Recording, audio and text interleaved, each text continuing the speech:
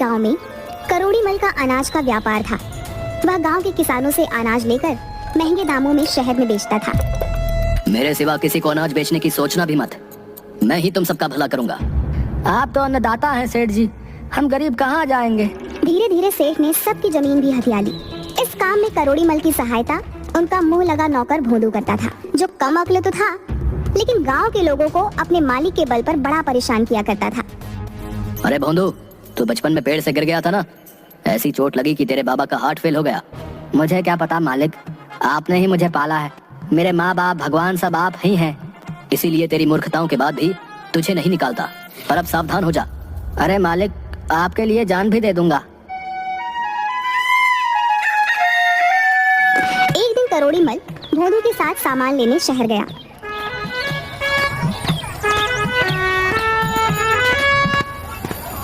क्यों रे भोंदू, शाम हो गई है, हम लोग कहीं रास्ता भटक तो नहीं गए? ये सड़क कहाँ जाती है? सड़क कहीं नहीं जाती। सेठ जी आपको क्या हो गया है? सड़क पर चढ़कर लोग इधर उधर जाते हैं। तो बैल का बैल ही रहेगा। किसी ऊंचे पेड़ पर चढ़कर देख, ये रास्ता कहाँ जाता है। सेठ की बात सुनकर भोंदू पेड़ पर चढ़ गया।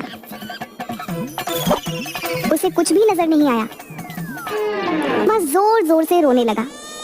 अब क्या हुआ? चुपचाप पीछे उतर जा, हम जल्दी ही शहर पहुंच जाएंगे। अरे मालिक, मुझे पेड़ से उतरना नहीं आता। मुझे बचा लो वरना मैं मर जाऊंगा मालिक। हे भगवान, अंधेरा गहराता जा रहा है। तू जल्दी से नीचे आ वरना डाकू आ जाएंगे और हमारा सारा सामान लूटा जाएगा। अरे सेठ जी, डाकुओं को आ जाने दीजिए, तो वही मुझे उतार पाएंगे। आप अपने सामान के लिए क्या मेरी जान की बाजी लगा देंगे? गोलू की बातें सुनकर करोड़ी मल सर पकड़कर बैठ गए।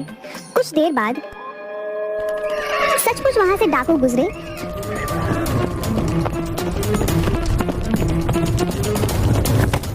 उन्होंने संजीदा राम को पूरी तरह से लूट लिया और भोंदू को पेड़ से नीचे उतारकर फेंक दिया। हाय मेरी कमर टूट गई। जब उतारना ही था तो धीरे से उतारते। चलिए सेठ जी, जल्दी से चलते हैं, अब डरने की कोई बात नहीं। सेठ अपनी किस्मत को कोसता हुआ वापस अपने घर आ गया।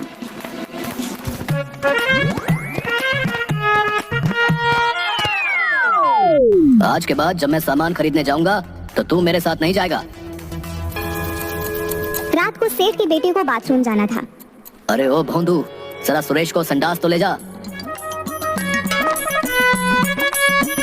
अरे क्या करना है उसे? उसे लघु शंका करनी है। ना ना, मुझे विश्वास नहीं। अगर उसने कुछ और भी कर दिया तो मेरी जिम्मेदारी नहीं। आज्ञा से ज्यादा या कम कुछ नहीं करने दूंगा। हाँ। हे भगवान, तू रहने ही दे, मैं ही ले जाऊंगा। कुछ दिनों बाद सेठ वापस शहर सामान खरीदने के लिए गए तो सेठ की दुकान पर एक साधु आया। मुझे भूख लगी है, मुझे भोजन कराओ, भगवान तुम्हारा भला करेगा। वाह वाह वाह, बड़ा आया भोजन करने वाला। मांग तो ऐसे रहा है जैसे तेरी अम्मा यहाँ खाना बना कर रखती है। चल भाग यहाँ से। भगवान के भक्तों के साथ ऐसा व्यवहार अच्छा नहीं है। तुझे इसका फल मिलेगा। अरे जा जा, फल मिलेगा फल मिलेगा, फल मिलेगा तो खा लूंगा। तू अपना काम कर। भोंदू इसी तरह का व्यवहार सबके साथ करता था और सेठ का मुंह लगा नौकर होने के कारण वह पूरा फायदा उठाता था। काका, हो क्या रहा है वहाँ? पता नहीं, कभी पहले ऐसे होते हुए नहीं देखा। एक दिन करोड़ी मल अपनी जमीनों की लिखा पढ़ी कर रहे थे कि उनका चश्मा गंदा हो गया। उन्होंने भोंदू को बुलाया। अरे ओ भोंदू, जरा ये मेरा चश्मा तो साफ कर दे, कुछ भी नजर नहीं आ रहा है। अभी लो मालिक, ऐसा चमका दूंगा कि मुझ पर नाज करोगे। मालिक को खुश करने के लिए कमअक्ल भोंदू सोचने लगता है कि क्या किया जाए। तभी उसे पास में रहने वाली घुंघरी की आवाज सुनाई देती है। देख सुगनिया, मेरा बर्तन कितना चमक रहा है। कुछ भी चमकाना हो तो चूल्हे की राख से सूखा ही रगड़ देना चाहिए। अरे बस इतनी सी बात है, आज मालिक से इनाम लेके रहूंगा।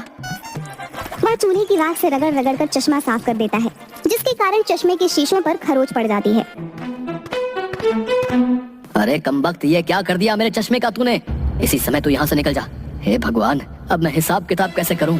सेठ जी गुस्से में आकर भोंदू को नौकरी से निकाल देता है। बहुत जगह नौकरी ढूंढता है लेकिन उसकी नौकरी कहीं भी नहीं लगती। उसके व्यवहार के कारण और कम बुद्धि के कारण कोई भी उसे रखना नहीं चाहता। नौकरी तो मिलने से रही, मेरे लिए यही अच्छा है कि मैं अपना काम करूं। आज से मैं जंगल में जाकर लकड़ियां काट लूंगा। ना कोई मालिक है, ना नौकर, ना कोई डांटना फटकार। आराम से जीवन बिता लूंगा। जिंदगी में कभी भी मेहनत से काम ना करने के कारण वह किसी तरह पेड़ पर तो चढ़ गया, लेकिन कुल्हाड़ी से लकड़ियां काटने में उसकी जान निकलने लगी। लेकिन वह थोड़ी बहुत लकड़ियां काट कर ले आया और उन्हें बेचकर एक दिन का खाना बना लिया। अगले दिन वह फिर लकड़ियां काटने चला। मुझसे ज्यादा लकड़ियां तो काटी नहीं जाती हैं। ऐसा करता हूँ, पेड़ की सबसे मोटी डाल पर बैठ जाता हूँ, उसी को काट दूंगा। भले ही एक टहनी काटूं, कम से कम ज्यादा लकड़ी तो मिलेगी। वह जिस डाल पर बैठा है उसी डाल को काटने लगता है। तभी वहाँ से एक साधु गुजरता है और उसे इस तरह से डाल काटते हुए देखकर जोर से चिल्लाता है, अरे मूर्ख, पागल तो नहीं हो गया है? जिस डाल पर बैठा है उसी को काट रहा है। मरना चाहता है क्या? अभी नीचे गिरेगा। साधु की बात पूरी होने से पहले डाल टूट जाती है और भोदू सूखे पत्तों के ढेर पर गिर जाता है और मन ही मन सोचने लगता है, लगता है ये साधु बड़ा ही चमत्कारी है। इसे सब कुछ पहले से पता है। मुझे इसके ही पैर पकड़ लेने चाहिए, यही मेरी नैया पार करेगा। अरे भाई, क्या तुम कोई ज्योतिषी हो? तुम्हें मेरे गिरने का पता पहले ही कैसे चल गया? तुम महाज्ञानी हो, जरा दया करके मुझको बताओ कि मेरा भविष्य क्या है।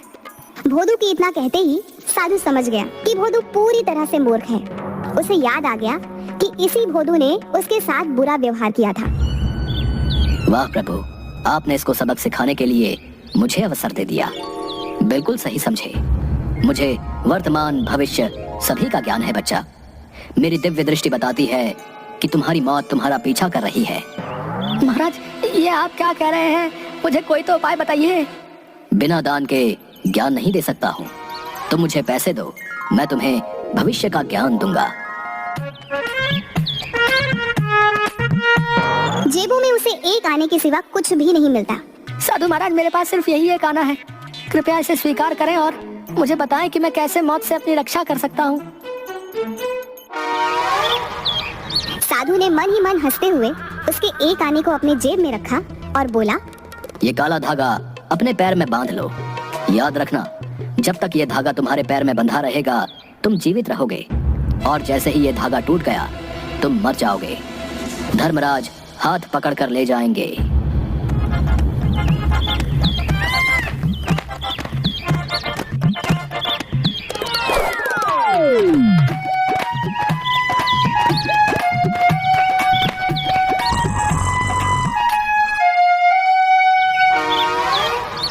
अजी, कुछ पैसे कमा कर लाओ। सुबह से घर में चूल्हा भी नहीं जला है।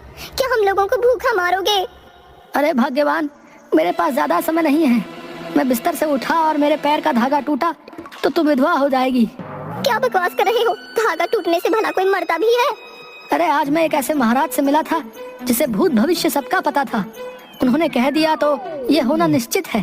भोदू की पत्नी जानती थी कि भोदू के दिमाग में जो आ गया उसको हटाना नामुमकिन है। मजबूरी में वह खुद ही काम करने सेठ करोड़ीमल के घर गई।